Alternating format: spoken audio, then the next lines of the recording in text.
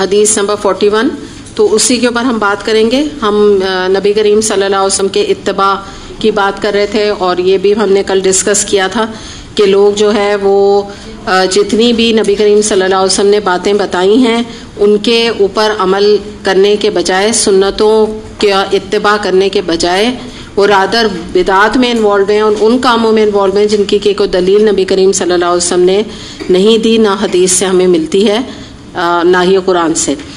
تو اس کو ہم یہ سمجھتے ہیں کہ اگر انسان جو ہے اپنے جذبات اور اپنی مرضی سے دین کو بنانے کی کوشش کرے گا، جو ہمیں سورہ مائدہ کے حوالے سے پتہ چلتا ہے کہ نبی کریم صلی اللہ علیہ وسلم کے حوالے سے اللہ نے بتایا تھا کہ آج میں نے تم پر دین کو تمہارے لیے مکمل کر دیا اور نعمت تم پہ تمام کر دی ہے. تو ظاہر نعمت جو ہے وہ قرآن کی طرف بھی اشارہ ہے، اور جو ہے دین مکمل کس پر ہوا؟ نبی کریم صلی اللہ علیہ وسلم نے ہم تک پوری شریعت پہنچا دی قرآن کے ذریعے سے. تو اس کا مطلب ہے کہ ہم نبی کریم صلی اللہ علیہ وسلم کی تعلیمات پر ہمیں اعتبار نہیں ہے یا ٹرسٹ نہیں ہے، تبھی ہم اس کو کویسچن کرتے ہیں، اس کو ویلیو نہیں دیتے، نہ ہی دل میں شاید کوئی محبت ہے کہ ہم اس کا اتباع کریں، یا محبت کا تقاضا جو ہے وہ پورا نہیں کرتے اتباع کر کے. تو یہ عجیب سے کچھ مسلمان جو ہیں آج کے کنفیوژن کا شکار ہیں. اور اگر آپ یاد رکھیں کہ ہم اپنے جذبات کو اور اپنی خواہشات نفس کو نبی کریم صلی اللہ علیہ وسلم کی بات پر زیادہ اہمیت دے رہے ہیں، تو پھر تو آپ یقین جانیں کہ ہمارا اسلام جو ہے وہ ناقص ہے، نامکمل ہے، ڈیفیکٹو ہے ہمارا ایمان اور ہمارا نبی کریم صلی اللہ علیہ وسلم کا تعلق. تو اس کو ہم تھوڑے سے ڈفرینٹ اینگل سے ہم یہ دیکھتے ہیں کہ دیکھیے بات کیا ہے کہ اس میں سب سے بڑی اس حدیث میں جو آئے گی نا، جو اس کے اندر جو چیزیں آئیں گی جو ہمیں سمجھنے کی ضرورت ہے، وہ ساری بدعات ہیں بیسکلی. اور اس میں سمجھنے کی بات یہ ہے کہ جیسے اور بھی آپ بہت ساری چیزیں، لیکن ہم چند پن پوائنٹ کر لیتے ہیں کہ جیسے عید میلاد النبی، ٹھیک ہے، تیجا، یہ سویم، 40واں برسی، نظر نیاز کا دینا، 11ویں شریف، حسین رضی اللہ عنہ کی نیاز، 11ویں شریف، شب معراج منانا، شب برات منانا، تو ان کی کوئی سنت کی دلیل نہیں ہمیں. ٹھیک ہے، ہم حدیث کا چیپٹر اگر پڑھیں تو پچھلے بیچ میں ہم نے پڑھایا تھا اسٹوڈنٹس کو، تو اس میں ہم نے بتایا تھا کہ 3 ٹائپس ہیں نا حدیث کی.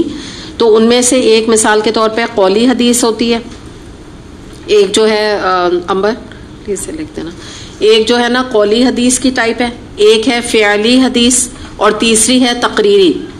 سب سے پہلے ہم دیکھتے ہیں کہ قولی حدیث. قولی حدیث کسے کہتے ہیں؟ کہ نبی کریم صلی اللہ علیہ وسلم کی وہ احادیث جس میں آپ نے ڈائریکٹلی بتایا کہ تم یہ کام کرو، تم یہ کام نہیں کرو، آپ نے بات چیت کی. ٹھیک ہے. فعلی کیا ہے؟ آپ نے عمل کر کے دکھایا ہے اس چیز کے اوپر. ٹھیک ہے، نماز کا طریقہ ہے، وضو کا طریقہ ہے، تیمم کا طریقہ ہے، آپ صلی اللہ علیہ وسلم نے اپنے فعل سے کر کے دکھا دیا تاکہ کوئی کسی کو کنفیوژنس نہ رہ جائیں. تیسری جو چیز ہے وہ ہے تقریری حدیث. تقریری حدیث یہ ہے کہ آپ کے سامنے کوئی صحابہ کرام نے ایک کام کیا، آپ نے اس کو دیکھا، آپ نے یا تو اس کو اوکے کر دیا یا آپ نے خاموشی اختیار کی. تو جب آپ نے خاموشی اختیار کی اس کا مطلب کیا ہے؟ کہ آپ کا اپروول ہے، آپ کی پرمیشن ہے، آپ نے منع نہیں کیا. یہ 3 ٹائپس ہیں. ان 3 ٹائپ میں اگر ہمیں کوئی چیز کی دلیل نہیں ملتی، جیسے ہم میلاد کو لیں، ایک ہم چیز لیتے ہیں، میلاد کو آپ لیں فعلی حدیث میں، آپ نے یہ کام کیا، بتائیے کیا ہے کام؟ یہ میلاد آپ نے منایا؟ نہیں منایا. ٹھیک ہے، اس میں سے ہم کٹ کر دیں گے نا، میلاد لکھ کے، میلاد لکھ دو، اس کو آپ نے کٹ کر دیا. پھر ہم دیکھ رہے ہیں مثال کے طور پہ قولی، آپ یہ وصیت کر کے گئے ہر سال 12 ربیع الاول کو میرا میلاد، میرا برتھ ڈے منانا، اور کیک، اب تو کیک کاٹتے ہیں نا لوگ بڑے فخر سے، یہ کام کرنا. کہہ کے گئے؟ نہیں کہہ کے گئے. صحیح. تقریری پہ آ جائیے. صحابہ کرام نے آپ صلی اللہ علیہ وسلم کا میلاد منایا آپ کی زندگی میں؟ ٹھیک ہے، نہیں، اگر فرض کر لیے منایا تو آپ صلی اللہ علیہ وسلم ہمیں کوئی ایک ایسی حدیث ملتی ہے کہ انہوں نے منایا اور نبی کریم صلی اللہ علیہ وسلم نے کوئی اس پہ اعتراض نہیں کیا. تو آپ تو اس کو بھول جائیں، اعتراض دور کی بات، انہوں نے یہ کام ہی نہیں کیا ہے، کام ہی نہیں کیا. وہ بھی لیول نہیں ہے کہ ایک تو وہ کام کریں پھر آپ منع کریں، یہ کیا کر رہے ہو تم. ان کی مجال ہی نہیں تھی، وہ سوچ ہی نہیں سکتے تھے یہ کیا چیز ہے. اتنی انہونی چیز تھی اس وقت کے دور میں یہ چیزیں، جو آج ہم اس کو جو ہے نا پکڑ کے بیٹھے ہوئے دانتوں سے لگا کے. نبی کریم صلی اللہ علیہ وسلم نے فرمایا ہے کہ نواجس سے میری قرآن اور سنت کو تھام کے رکھنا، دانتوں سے. نواجس کا مطلب ہوتا ہے داڑیں پیچھے کی. ان سے تھام کے رکھنا. ہم نے وہ تو پیچھے چھوڑ دی, وہ تو لوز ہیں, ادھر پڑھی ہیں ادھر پڑھی ہیں, قرآن ادھر, نعوذ باللہ حدیث ادھر, اور پکڑا ہوا کن چیزوں کو ہے, سارے وہ کام جو آپ صلی اللہ علیہ وسلم نے جس کی کوئی دلیل نہیں دی. تو یہی بات دیکھیں نا, حدیث میں آ رہی ہے کہ آپ صلی اللہ علیہ وسلم فرما رہے ہیں کہ بھائی تم تو کامل مومن ہی نہیں ہو سکتے ہو اگر میری لائی ہوئی شریعت اور دین کے تابع تمہاری زندگی نہیں گزر رہی ہے. تو آپ یہ کوئی آپ سے بحث کرتا ہے نا بدعات کے بارے میں اور اپنے مسلکوں کے بارے میں, تو ان کو تو یہ بتا دیں کہ فعلی, تقریری اور یہ جو ہے قولی آپ دلیل نکال کے دے دیں. کس میں سویم کا ہمیں کوئی حکم ملتا ہے؟ دیکھیں نا, جو آپ کی فعلی ہے وہ تو آپ کر کے, آپ بھائی سویم کرتے نا, آپ کے کیا سامنے اتنے سارے لوگوں کی, صحابہ کرام کی, کس کی, حمزہ رضی اللہ عنہ اور کیسے کیسے لوگوں کی تو شہادتیں بھی ہیں. کتنی محبت آپ رکھتے تھے, تو بھائی آپ تو سب سے زیادہ اس بات کے حقدار تھے کہ آپ ان کا سویم مناتے. اگر یہ چیز جائز ہوتی, ہمیں پتہ چلتا کہ ان کا حمزہ رضی اللہ عنہ کا جو ہے آپ نے سویم منایا ہے, برسی منائی آپ نے, عید نہیں منائی آپ نے غم میں. تو اتنی سیدھی سی 2+2 بات ہے, اور مطلب اس میں کوئی راکٹ سائنس نہیں ہے, مگر لوگوں کو یہ سمجھ نہیں آتی کہ دیکھا دیکھی کہ یا انبیاء وہ جس کو کہتے ہیں آبا پرستی ہے, اینسسٹر ورشپ ہے, اور یا پھر دیکھا دیکھی. جیسے انبیاء کا میں یہ ذکر کری تھی کہ جیسے انبیاء کے دور میں اینسسٹر ورشپ ہوا کرتی تھی کہ اس کے اوپر وہ لوگ اپنا دامن وہ پکا کر کے بیٹھتے تھے کہ ہم تو نہیں شرک چھوڑیں گے. جتنے انبیاء آئے اس میں جو ان لوگوں نے بات نہیں مانی اقوام نے, وہ اسی بات پہ نہیں مانی کہ ہمارے باپ دادا یہ کام کرتے آئے. تو آج بھی یہ بات ہے, یا تو اینسسٹر ورشپ ہے, یا ضد کا شکار ہے, یا یہ کہ دوسرے کر رہے ہیں تو ہم بھی کر رہے ہیں. بس سیدھی بات ہے. معاشرے میں ایسی ہو رہا ہے کہ اگر ہم کیسے جو ہے وہ خالی ہم لوگوں کو جو ہے بلا کے اور بس تعزیت کے حد تک ہم رکھیں, کیسے وہ ہم کھانا نہ کریں اور فلاں نہ کریں ایسے مواقع پر بھی. تو بات یہ ہے کہ آپ صلی اللہ علیہ وسلم کی تعلیمات پس سے پوچھ چلی گئیں. اس کا نتیجہ یہ نکلا, اور بزرگوں اور لوگوں کی پیروی اور ان کی محبت جو ہے وہ اس سے بڑھ گئی. تو اب سمپل ایک بات ہم ادھر اس بات کو دیکھ لیں کہ ہماری نسبت جو ہے, ہماری محبت جو ہے, ایک آنر ہمیں جو دینے کی ضرورت ہے وہ تو نبی کریم صلی اللہ علیہ وسلم کی ذات ہے. تو ہم نے تو آج کیا کیا ہے کہ ہم نے نبی کریم صلی اللہ علیہ وسلم کی احادیث کو جان لینے کے باوجود اپنے فرقے, اپنے مسلک پر سختی کے ساتھ چمٹے ہوئے. تو اگر یہ بات ہے نا, تو پھر جو یہ شفاعت کی امید ہے نا, تو وہ بھی پھر انہی مسلک والوں سے لگا کے بیٹھیں. مثال کے طور پہ کہتے ہیں نا ابو حنیفہ اور امام شافعی اور امام ابن حنبل اور امام مالک ہیں, ہم اس کے اوپر جڑے ہوئے, تو بس پھر ٹھیک ہے, پھر امید رکھیں کہ ابو حنیفہ جو ہے وہ شفاعت کر دیں گے. تو کسی قرآن میں کوئی ہم نے کہیں دیکھا ہے یہ بات, کہیں کسی امام کا ذکر ہے؟ یہ کس دور کے ہیں؟ یہ تو بہت بعد کے دوروں کے ہیں نا, یہ اس وقت کے تو نہیں ہیں. تو ہم تو یہاں تک بات ہے کہ نبی کریم صلی اللہ علیہ وسلم نے فرمایا کہ قریش اور فلاں اور میری پھپھی اور اپنی بیٹی سب کو کہا کہ میری بیٹی, سارے قبیلوں کو کہا میں تمہارے کوئی کام قیامت کے دن نہیں آ سکتا. میری بیٹی تم جو کوئی پیسوں میں سے کچھ مانگو تو میں شاید تمہیں دے بھی دوں, لیکن میں قیامت کے دن تمہارے اعمال کا ذمہ دار نہیں, میں کچھ نہیں کر سکتا. آپ صلی اللہ علیہ وسلم نے کلیئرلی بتا دیا, حدیث موجود ہے. تو یہی والی بات ہے کہ پھر جا کے انہی سے جو ہے نا پھر شفاعت کی درخواست کر لیں, جس کی دلیل جیسے وہ دنیا میں بے دلیل کام کرتے تھے ویسے وہاں بھی کر لیں. تو بات یہی ہے کہ جب ایک حدیث ہمارے سامنے آ جاتی ہے تو اس سے بڑی بدقسمتی, اس سے بڑی بے وقوفی جو ہے نا کوئی انسان کی ہو نہیں سکتی ہے کہ اس کے باوجود جو ہے نا وہ ان چیزوں کو کوشچن کرے, نبی کریم صلی اللہ علیہ وسلم کی حدیث کو یا کسی اور کی بات کو آگے سمجھے. اب یہاں پر ہم یہ دیکھ لیتے ہیں کہ جو بات ایک اور امپورٹنٹ وہ یہ, ہم دیکھتے ہیں کچھ تو احادیث کا مطالعہ کرتے ہیں, اس کے بعد ہم کچھ سٹیٹمنٹس دیکھیں گے ان اماموں کے کہ وہ کیا کہہ کے گئے ہیں حدیث کے بارے میں. تو سب سے پہلے تو ہم دیکھتے ہیں یہ سورہ محمد آیت نمبر 33 میں آتا ہے, نبی کریم صلی اللہ علیہ وسلم کے حوالے سے بھی بات ہے اور اللہ کے اطاعت کے حوالے سے کہ اے لوگوں جو ایمان لائے ہو, اللہ اور اس کے رسول کی اطاعت کرو اور اطاعت سے منہ موڑ کر اپنے اعمال ضائع نہ کرو. مراد کیا ہے؟ اگر تم اللہ اور رسول صلی اللہ علیہ وسلم کے علاوہ کوئی کام کرو گے اور اس پہ کاربن رہو گے تو وہ ڈسٹ بن کی نظر تمہارا عمل ہو جائے گا, ضائع ہو جائے گا. اللہ کو ایسے عمل کی کوئی ضرورت نہیں, اللہ تعالیٰ کو ایسے عمل کی کوئی ریکوائرمنٹ نہیں ہے تمہاری طرف سے. بخاری اور مسلم میں حدیث آتی ہے, جس نے دین میں کوئی ایسا کام ایجاد کیا جس کی بنیاد شریعت میں نہیں ہے, حدیث میں نہیں ہے, وہ کام مردود ہے. مردود کا مطلب کیا ہے؟ ریجیکٹڈ. شیطان کیا تھا؟ مردود تھا. تو جیسے شیطان آپ دیکھیں کیا ہے, وہ ہستی اللہ کی نظر میں کتنی بری ہے ہم جانتے ہیں ایسے یہ کام ریجیکٹڈ سے بڑھ کر یہ جو ورڈ ہے مردود کا، یہ معمولی ورڈ نہیں ہے، بہت ہی اس میں کرائیت ہے، بہت زیادہ اللہ تعالیٰ کی ناراضگی ہے اس ورڈ میں، کیونکہ شیطان کو مردود اللہ نے ٹھہرایا ہے. ہر بدعت کا عمل جو ہوتا ہے نا وہ مردود ہوتا ہے. نبی کریم صلی اللہ علیہ وسلم نے فرمایا بخاری میں حدیث، نہ نبی کریم صلی اللہ علیہ وسلم کی بات مانو نہ ان کی باتوں پہ عمل کرو. کیا فرمایا؟ جس نے میری اطاعت کی وہ جنت میں جائے گا. اطاعت کرنی ہے تو جنت میں چلے جاؤ، اپنے مسلک کی کرنی ہے تو پھر انہی سے پوچھ لینا، جنت وہ لوگ دلوا دیں تمہیں تو دلوا دیں گے. میری طرف گارنٹی نہیں ہے اللہ کی طرف سے، نہ نبی کریم صلی اللہ علیہ وسلم کی. پھر اس کے بعد ایک اور بڑی امپورٹنٹ حدیث آتی ہے، مر رغبا عن سنتی فلیس منی، جس نے میرے طریقے سے منہ موڑا اس کا مجھ سے کوئی تعلق ہی نہیں ہے. بخاری اور مسلم کے لیول کی حدیث ہے.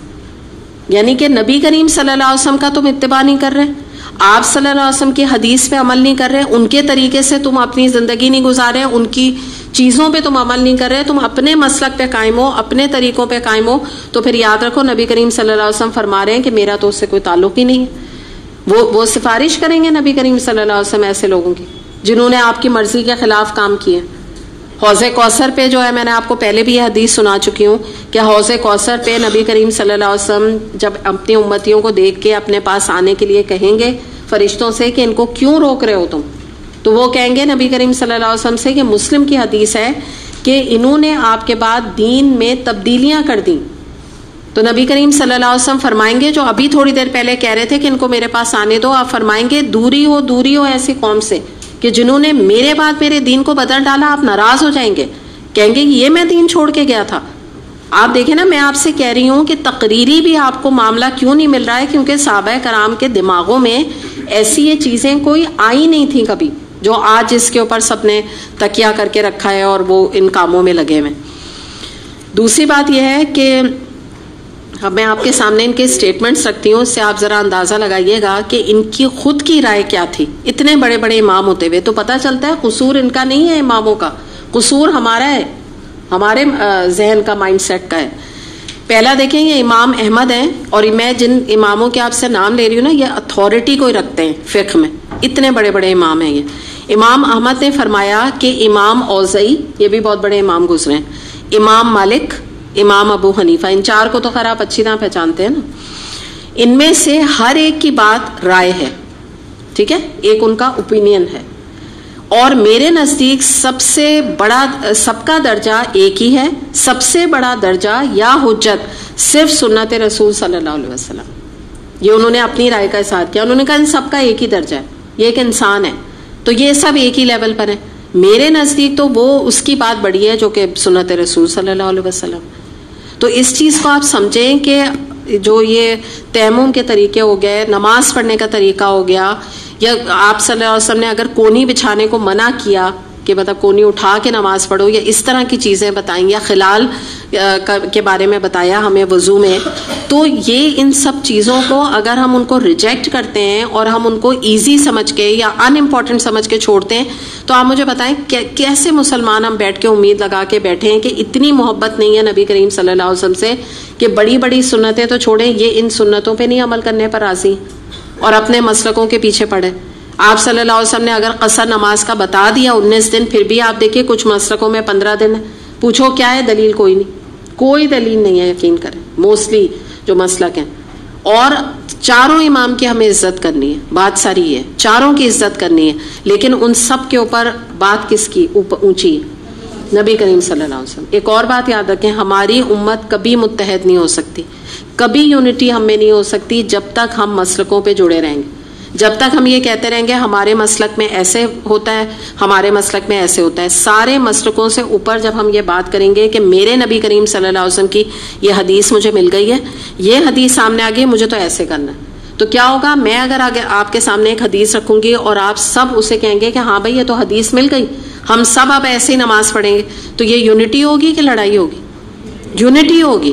اور اگر میں ابھی آپ سے کہنے لگوں کہ آپ اپنے مسلک کا بتائیے، آئیے آپ ایسی نماز پڑھ لیجیے جیسا آپ کا دل چاہتا ہے آپ پڑھ لیجیے، ٹھیک ہے، میں کہوں آپ آئیے آپ اپنے حنبلی طریقے سے پڑھ لیجیے، آپ آئیے اپنے، کیا نتیجہ اس کا نکلے گا؟ صرف اختلاف، کچھ بھی نہیں. اور چھوٹی چھوٹی چیزیں رفع یدین نبی کریم صلی اللہ علیہ وسلم کی ہر حدیث سے ثابت ہے، آپ نے رفع یدین کیا، اس پہ مسئلہ بنایا ہوا ہے کیا رفع یدین؟ اللہ اکبر، یعنی کہ اللہ بڑا ہے کہنے میں بھی جو ہے نا وہ ایشو ہے، پرابلم ہے. یہ بھی دیکھیں کہ کیا چیز ہے، یہ کس چیز کے اوپر ہم جھگڑے کر رہے ہیں رفع یدین کے اوپر. تو لوگوں کا حال یہ ہے کہ سنتیں یا حدیث کی باتیں بتائیں تو وہ تو کورس چھوڑ کے چلے جاتے ہیں کہ بھئی ہمارے تو یہ مسلک ہی نہیں ہے، ہمارا تو مسلک ہی کچھ اور ہے، ہمیں نہیں فالو کرنا. یعنی گویا پتہ یہ چلا کہ قرآن اور حدیث کی ویلیو نہیں ہے. تو میں نے یہی کہا کہ یہ چیز تو اختلاف پیدا کرے گی، ابھی لڑائی شروع ہو جائے گی نعوذ باللہ. اگر اب آپ لوگ آ کے میں آپ سے کہوں آپ اپنے ذرا طریقے سے مجھے پڑھ کے بتائیں، سب آپس میں لڑنے شروع ہو جائیں گے. وہ کہیں گے نہیں یہ نہیں یہ نہیں. بولے بھائی سب کو چھوڑے، نبی کریم صلی اللہ علیہ وسلم کی کون سی چیز ہے جو آپ نے ایک ایک آپ کے وضو کا طریقہ جو ہے وہ پریزرو ہے بتایا ہوا ہے. حدیث میں کیا مسئلہ کا حل نہیں، زکوٰۃ کے اتنے سارے مسائل ہوتے ہیں، لوگ ادھر بھٹکتے ہیں ادھر، سب کچھ حدیثوں میں موجود ہے. کس کس چیز پہ زکوٰۃ ہے، کتنی زکوٰۃ ہے، کیا طریقہ کار ہے، کیا نہیں ہے، نماز کا، دعاؤں کا، ہر چیز کا یو نیم اٹ، اور وہ حدیث میں اس کا حل موجود ہے نا. اس کے بعد پھر ہم دیکھتے ہیں یہ ابن قیم بہت بڑے یہ عالم ہیں اور بہت بڑے اسکالر ہیں، بڑی کتابیں انہوں نے لکھی ہیں. ابن قیم کا قول یہ ہے کہ جس شخص کو سنت رسول معلوم ہو جائے اس کے لیے کسی شخص کی قول کی خاطر سنت کو ترک کر دینا جائز نہیں ہے، مطلب ناجائز ہے کہ ایک طرف حدیث کی بات آ گئی اس کو چھوڑ دیا اور دوسرے کے قول کو لے لیا کسی امام کے، تو وہ کہہ رہے ہیں ناجائز ہے یہ کام. ناجائز ہم کس کو کہتے ہیں؟ ہم تو کہتے ہیں شراب پینا ناجائز ہے، ایڈلٹری ناجائز ہے، یہی کہتے ہیں نا، کبیرہ گناہوں کو کہتے ہیں. اس کے بعد پھر ہم دیکھتے ہیں امام شافعی، ٹھیک ہے، بہت بڑے امام، آپ ان سب کو تو آپ بخوبی جانتے ہیں. امام شافعی کا قول ہے کہ اگر تمہیں صحیح حدیث مل جائے اور اگر مجھے مل جائے تو وہی میرا مذہب ہے. مذہب یہ فقہ کے جو مسئلے مسائل ہوتے ہیں نا ان کو مذہب کہتے ہیں، کہ جس کو میں فالو کرتا ہوں نا. جیسے لوگ کہتے ہیں نا کہ میں شافعی مذہب سے ہوں، اس طرح بات کرتے ہیں کہ میں اس کو فالو کرتا ہوں. تو انہوں نے کیا کہا؟ انہوں نے اپنا مذہب کیا بتایا؟ انہوں نے کہا میرا مذہب حدیث ہے، شافعی مسلک میرا مذہب نہیں ہے. انہوں نے کہا کہ اگر کوئی تمہیں حدیث مل جائے وہی میرا مذہب ہے. پھر آگے ذرا سنیے کیا فرماتے ہیں. اگر میرے قول کو حدیث کے خلاف تم کبھی پاؤ تو میرے قول کو دیوار پہ دے مارنا. بتائیے آپ، اتنے بڑے اماموں کے وہ بات یہ کہہ رہے ہیں کیونکہ وہ اللہ سے ڈرنے والے تھے. ان کو پتا تھا ہماری نجات بھی تب ہوگی جب ہم نبی کریم صلی اللہ علیہ وسلم کے طریقوں پہ عمل کریں گے. عقل مند لوگ تھے نا. تو اماموں کا پرابلم کچھ بھی نہیں ہے. اس کے بعد پھر ہم دیکھتے ہیں امام مالک. امام مالک نے فرمایا کہ میں ایک بشر ہوں. بہت بڑے امام ہیں امام مالک. میرا قول صحیح بھی ہو سکتا ہے، درست بھی ہو سکتا ہے اور غلط بھی ہو سکتا ہے.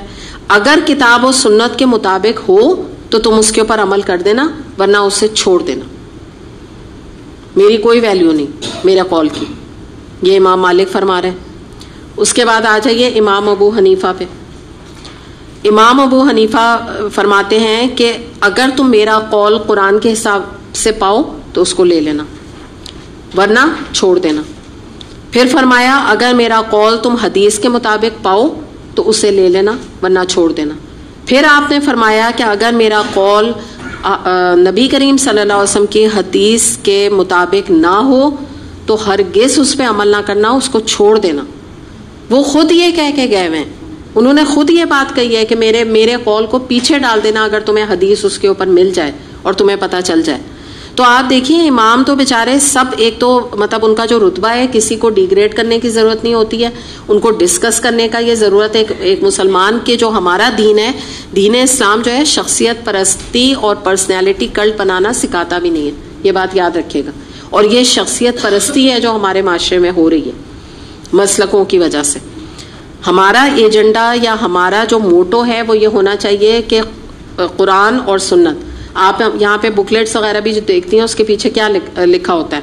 تعلیم بذریعہ قرآن اور سنت. ہمارے پاس لوگ آتے ہیں، آ کے سوال کرتے ہیں آپ کس مسلک سے، آپ کس کا مذہب فالو کرتے ہیں. ہم کہتے ہیں ہم قرآن اور سنت کو فالو کرتے ہیں. اور یہ بات میں آج بھی اس کے تھرو آپ لوگوں کو سب کو بتا دوں کہ ہم کوئی بھی نام لے کے مذہب کا نہیں لیتے کہ کوئی ہے ہمارا مذہب یہ ہے. اور مذہب کیا ہوتا ہے؟ مذہب ہمارا اسلام ہے کہ ہم یہ کہیں ہمارا مذہب شافعی ہے اور حنفی ہے.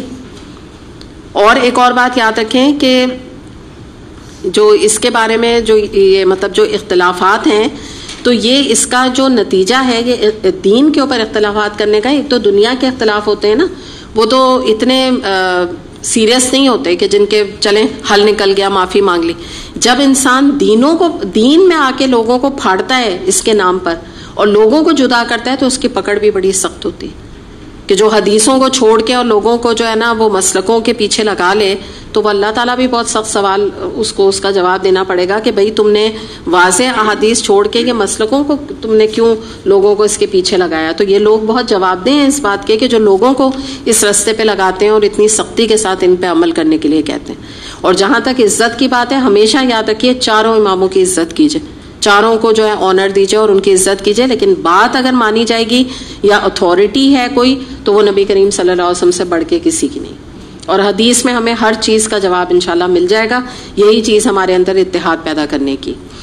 صحابہ کرام کی بھی ہم بہت ساری مثالیں دیکھیں گے کہ انہوں نے نبی کریم صلی اللہ علیہ وسلم کی جو جتنے بھی ان کے ساتھ وقت گزارا ہے، تو ہمیشہ ان کی خوشنودی کے اوپر وہ کام کیے، اور ان کو دنیاوی نقصان بھی اٹھانا پڑا تو انہوں نے دین کی اور نبی کریم صلی اللہ علیہ وسلم کے خاطر اٹھایا. آپ کی ایسی اطاعت کی کہ ایک حدیث کے مطابق آتا ہے، عبداللہ بن عباس رضی اللہ عنہ فرماتے ہیں کہ ایک شخص سونے کی انگوٹھی پہنے ہوئے آیا، تو نبی کریم صلی اللہ علیہ وسلم نے اس سے کہا کہ تم آگ کے انگارے میں اپنے ہاتھ میں ڈالتے ہو. آپ کو پتا ہے نا مرد کے لیے سونا حرام ہے اس وجہ سے. تو آپ نے فرمایا کہ یہ جو ہے تم انگوٹھی اتار دو. تو اس شخص نے جو ہے وہ آپ صلی اللہ علیہ وسلم کی اس بات کے بعد انگوٹھی اتاری اور پھینک دی اس کو. تو وہاں پہ جو دوسرے جو ان کے ساتھی صحابہ کرام تھے، تو انہوں نے کہا ایسا کرو تم اس انگوٹھی کو اٹھا لو اور اس سے کوئی نفع اٹھا لو. نفع کا مطلب یہ کہ بھائی گھر میں تمہاری بہن ہے، بیوی ہے، اسے دے دو، بیچ دو، کچھ تمہارے کام آئے گی. سونے کی ویلیو تو ہر دور میں ہے. تو انہوں نے جواب دیا کہ اللہ کی قسم، جس چیز کو نبی کریم صلی اللہ علیہ وسلم نے منع کیا ہے میں تو اس کو اٹھاؤں گا بھی نہیں اس چیز کو. یعنی انہوں نے کہا یہ تو ایسا ہے جیسے کوئی انگارہ ہے، میں اس کو اٹھاؤں.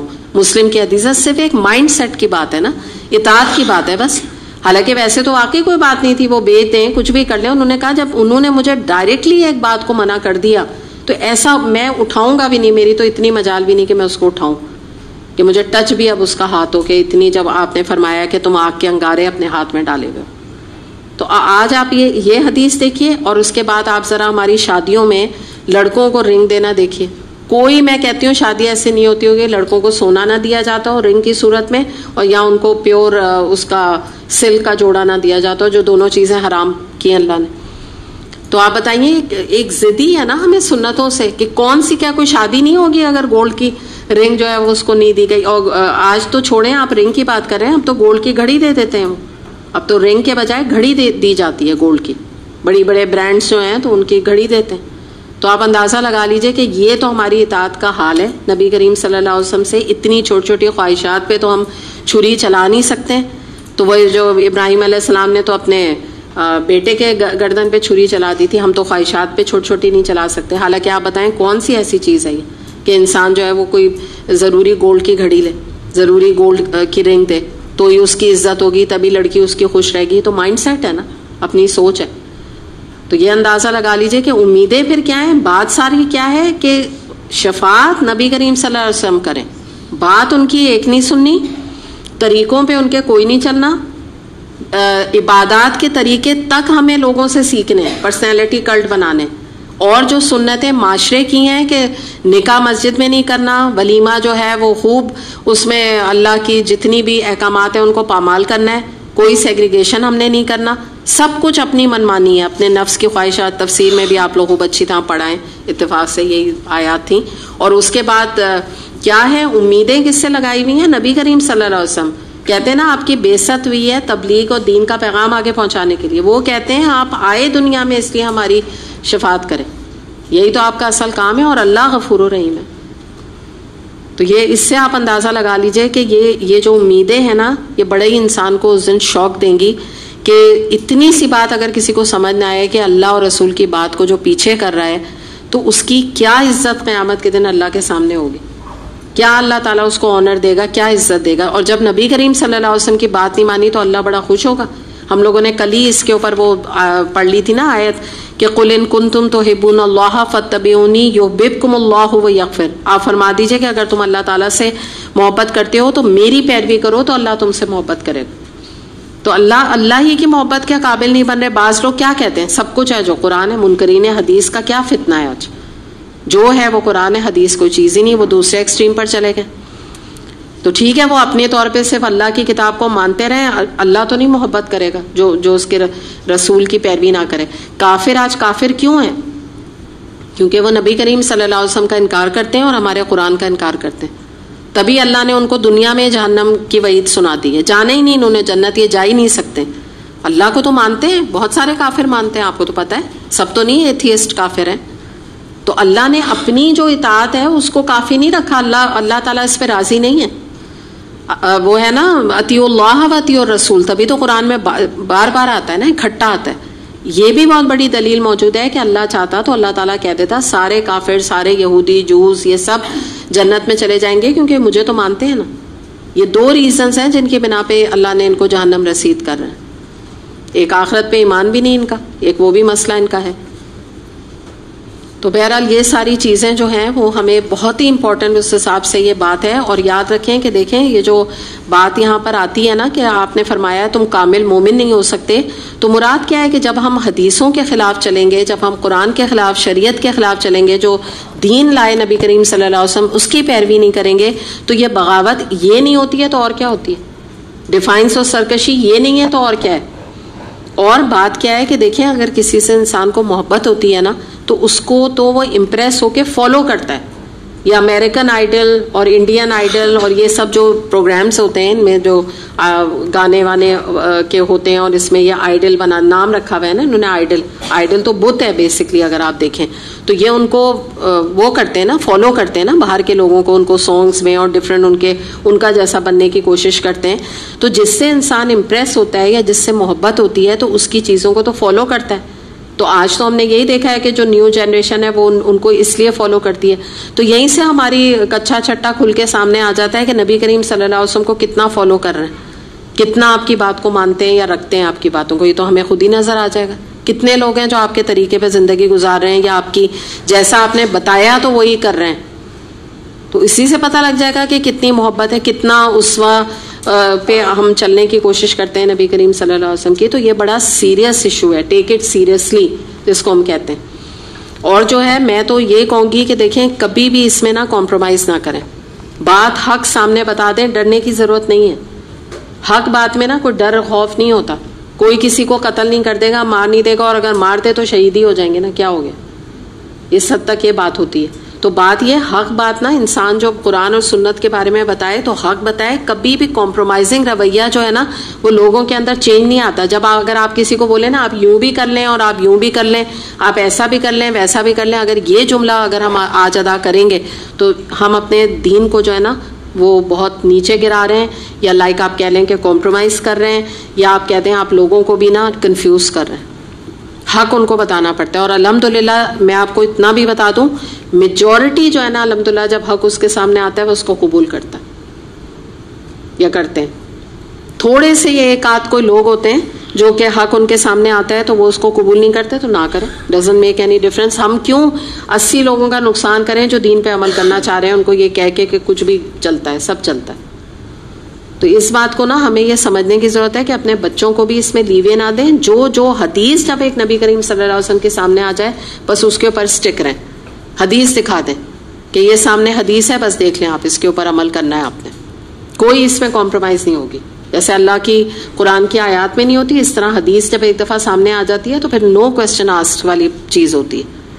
اور یہی تو یہ بات ہے نا کہ انسان کے جب دل میں اس کا مطلب محبت ہی نہیں ہوتی ہے نا، تبھی تو آج قرآن پہ کوسچن ہے کہ it need to be reinterpret again, یا حدیث کے اوپر کوسچن ہے، تو یہ تو دلوں کی کیفیت ہی کھل جاتی ہے نا کہ کتنی محبت ہمیں۔ اتنا کوسچن تو جو ہے نا ہم جہاز پہ بیٹھتے ہیں تو پائلٹ سے نہیں کرتے کہ کدھر لے کے جا رہے ہو، کدھر ہے آپ کا جو ہے نا وہ لائسنس تو ذرا دکھائیں۔ یا سرجری کے لیے جب ڈاکٹر لے جا رہا ہوتا ہے تو جا کے اسے راستے میں وہ لے کے جا رہا ہے وارڈ بوائے، اور اس سے پوچھ رہے ہیں بھائی ان کی ڈگری دکھاؤ کدھر سے کی ہوئی ہے سرجری انہوں نے، کوئی پوچھتا ہے ایسے؟ چپ کر کے وہاں جا کے لیٹتے ہیں، پورا بھروسہ ہوتا ہے ڈاکٹر پہ، جو حالانکہ جو وہ حال کرے بس کرے، اس کے ہاتھ میں ہوتا ہے۔ جہاز میں آپ بیٹھتے ہیں, آپ کو پتا ہے کہ کون سا پائلٹ ہے, کدھر سے اس نے پڑا ہوا ہے, کیسا جہاز چلاتا ہے, کچھ نہیں ہمیں پتا ہوتا. چپ کر کے پیچھے بیٹھے ہوتے ہیں سیٹوں میں کہ نہیں, چپ کر کے. کوئی کوشچن کرے تو کیا شاید یہ بیچارے کوئی مینٹل ہیں, پاگل واگل آ گئے, یہی کہیں گے نا اگر کوئی اس طرح کی باتیں کرنے لگے. تو آپ دیکھیے دنیا میں اتنا بچے کو جا کے بس ہم یہ دیکھ لیتے ہیں یہ نام ہے اسکول کا, بچے کو ایڈمیشن کرا کے آتے ہیں, کوئی اس کی ڈیٹیل معلوم کرتے ہیں نہیں, آپ کب پڑھائیں گی, کیسے پڑھائیں گی, کس طرح پڑھائیں گی. وہ کہیں گے آپ لے جائیں اپنے بچوں. پتہ ہے نا ہمیں تو ایسی باتیں ان سے بحثیں نہیں کرتے. پتہ ہے کوئی بہت بڑے اسکول میں ایڈمیشن ہی ہو گیا, اتنا بڑا آنر ہے, ساری رات تو لائن میں کھڑے رہتے, تو ایڈمیشن ہو گیا, اتنی بڑی بات ہے یہاں پہ, تو ان سے نہیں یہ کوشچن کریں گے. تو بس ہمارا اللہ اور رسول ہی رہ گئے ہیں صلی اللہ علیہ وسلم ان کوشچنس کے لیے. ان کو اتنا ہم نے سطحی اور نعوذ باللہ اتنا کم سمجھ لیا کہ ایک پائلٹ جو ہے اس کے اوپر بھروسہ زیادہ ہے, ایک ٹیچر پہ بھروسہ زیادہ ہے, ایک ڈاکٹر پہ بھروسہ زیادہ ہے. آپ دیکھیے جو ہمارا گلا خراب ہوتا ہے, ڈاکٹر جو اینٹی بایوٹک بتاتا ہے, سمجھ بھی نہیں آئے کہ کون سی اینٹی بایوٹک ہے, چپ کر کے کھا لیتے ہیں بس, ٹھیک ہے کہ نہیں. آپ بحثیں کرتے ہیں کہ یہ کون سا نام ہے, میں نے تو آج تک اس کا نام ہی نہیں سنا. ہوتا ہے نا ایسا, حقیقت میں ہوتا ہے. بعض دفعہ ایسی دوائیں کوئی دے دیتا ہے, کبھی دیکھا بھی نہیں ہوتا یہ کیسی دوا ہے, تو کیا مطلب ہے کہ اس لیے آپ دوا نہیں کھائیں گے, اور اس کو آپ کال کر کے پوچھیں گے تو وہ بھی کہے گا نہ کھائیں, پھر اپنا انفیکشن لے کے بیٹھے رہیں, ٹھیک نہ ہو. تو دنیا کے معاملے میں تو بڑے کمپرومائزنگ نیچر ہے, بڑے دب کے لوگوں سے رہتے ہیں, کوئی سوال نہیں, کچھ نہیں, بس اللہ جو سوال ہے وہ اللہ اور رسول پہ. تو اللہ تعالیٰ کیا دیکھ نہیں رہے ہیں ہماری یہ جو فطرت اور ہمارے جو یہ ایٹیٹیوڈ ہے اللہ کے ساتھ؟ یہ تو اللہ کا ظرف ہے کہ اس ہمارے ایٹیٹیوڈ کے باوجود آپ دیکھیں ہمارے معاشرے میں جو حال ہے کہ اللہ ہمیں فوری نہیں پکڑتا, نہ گناہوں پہ ہمیں کوئی کسی قسم کی ضرب لگاتا ہے, بلکہ اللہ تعالیٰ تو مہلت پہ مہلت. یہی ہے نا, لوٹ آؤ بھئی, ابھی بھی یہ سب کر رہے ہو, لوٹ آؤ, پلٹ آؤ. کتنے لوگ ہوتے ہیں آپ یقین کریں, ہماری پچھلے بیچ میں ایک اسٹوڈنٹ تھی, انہوں نے بتایا, خود انہوں نے بات ایڈمٹ کی ایک دفعہ, مجھے تو کچھ بھی نہیں پتا تھا ان کے بارے میں. انہوں نے کہا آپ سوچ نہیں سکتی ہیں منزہ آپا کہ میں کتنی بدعت میں انوالو تھی. کہہ رہی ہیں کوئی بدعت ایسی نہیں جو میں نہیں کرتی تھی. کہہ رہی ہیں جو چیزیں یہاں مجھے پتا چلی ہیں ان میں سے اس سے زیادہ ہی میں کرتی تھی جو بتائی بھی ہیں آپ نے, ان سے بھی زیادہ بدعت میں انوالو تھی. اور کہہ رہی ہیں آج میں آپ کو گواہی دے رہی ہوں کہ ایک بھی بدعت جو ہے نا الحمدللہ میری زندگی میں اب نہیں. تو ایسے بھی لوگ ہوتے ہیں ماشاءاللہ. آپ انہوں نے ایڈمٹ کیا, حالانکہ کون پوچھ رہا تھا ان سے, کوئی بھی نہیں پوچھ رہا, کوئی بات بھی نہیں ہو رہی تھی, ایسی ڈسکشن تھا اس میں انہوں نے بتایا. تو میں خود حیران رہ گئی, انہوں نے کبھی آرگیو نہیں کیا, آ کے کبھی آرگیومنٹ نہیں کیا. کہہ رہی ہیں کوئی بدعت ایسی نہیں ہے جو میری زندگی یا میرے خاندان میں تو ہوا کرے, میں تو خود اس کی بڑی وہ جس کو کہتے ہیں نا کہ جوش و خروش کے ساتھ کیا کرتی تھی, اور ایک بھی اب کہہ رہی ہیں الحمدللہ میری زندگی میں بدعت نہیں جب سے قرآن آیا. تو یہ قرآن کا کمال ہے, یہ ایسا اللہ کی زندگی, اللہ کے راہ پہ چلنے والوں کی زندگی ایسے جو ہے نا اللہ بدلتا ہے الحمدللہ. تو اللہ پہ انسان بھروسہ کرے, حق بات آگے بتائے اور حکمت سے بتائے, دلیل کے ساتھ بتائے حدیث کے الحمدللہ, اور لوگوں سے بھی خیر خواہی اور اچھی امید رکھیں کہ انشاءاللہ ہم ان کو بتائیں گے, آج نہیں کل نہیں پرسوں, یہ اللہ نے چاہا یہ بدلیں گے اور اللہ کی سنتوں کے نور کی طرف آئیں گے. ان کے لیے دعا بھی کریں, ہدایت کی بھی دعا کریں, بدگمانی بھی ان سے نہ کریں, اچھی امید رکھیں, لیکن ڈرے نہیں. میں صحیح بات یہ کہوں گی کہ ڈر کے نہیں. اگر آپ اپنے بدعات میں یہ کہیں گے نا میں بیمار تھی یا میری طبیعت خراب تھی تو میں آئی نہیں, تو آپ کے جو ہے نا میلاد کا ہر سال آپ کے اوپر انویٹیشن آتا رہے گا. جس دن آپ ان کو بتائیں گی کہ بھئی یہ چیز سنت سے ثابت نہیں, نبی کریم صلی اللہ علیہ وسلم نے اس کا کبھی اہتمام نہیں کیا, میں نے اب قرآن پڑھ لی, حدیث پڑھ لی, مجھے آپ میری طرف سے معذرت, میں نہیں آ سکتی, اس کے بعد آپ لکھ لیجیے آپ کے پاس نہیں آئے گا انویٹیشن. اور آپ سے کوئی لڑائی بھی نہیں, الحمدللہ اللہ سب کے دل میں محبتیں ڈالتا ہے, لوگوں سے تھوڑی نا وہ لڑائی کی ہمیں ضرورت ہے. آپ ان تک بات پہنچا دیں, وہ نہیں مانتے تو یہ تھوڑی ہے کہ ان کے ساتھ لڑائی کرنی ہے, آپ اپنے تعلقات ویسے رکھیے, لیکن اس موقع پہ وہ آپ کو انڈرسٹینڈ کر لیں گے. لیکن جب تک آپ کمپرومائز کریں گی نا اور یہ طریقہ اختیار کریں گی کہ نہیں وہ تو یہ ہو گیا تھا, وہ ہو گیا تھا, اور یہ تھا وہ تھا, ان کو کلیئر پکچر نہیں دیں گی, تو ہم مجرم ہیں. پھر تو ہم ان کو بھی نہیں اس سے باز رکھ رہے. کیا پتا ہمارے اس عمل سے کتنے لوگوں کو یہ بات سمجھ آ جائے اور وہ چھوڑ دیں, اس چیز کا نہ کریں کہ بھئی یہ نہیں کر رہی. تو وہ دیکھیں نا, ہر ایک میں تو نہیں برائی ہوتی نا, کچھ میں خیر ہوتا ہے. وہ کوشچن کرتے ہیں, اچھا آپ بتائیے کیا ریزن ہے, مان جاتے ہیں کتنے لوگ الحمدللہ. تو اچھی امیدیں لوگوں سے رکھیں انشاءاللہ تعالی. چلیں آج الحمدللہ بس ایک رہ گئی ہے حدیث, انشاءاللہ تعالی نیکسٹ ویک کو ہم کریں گے.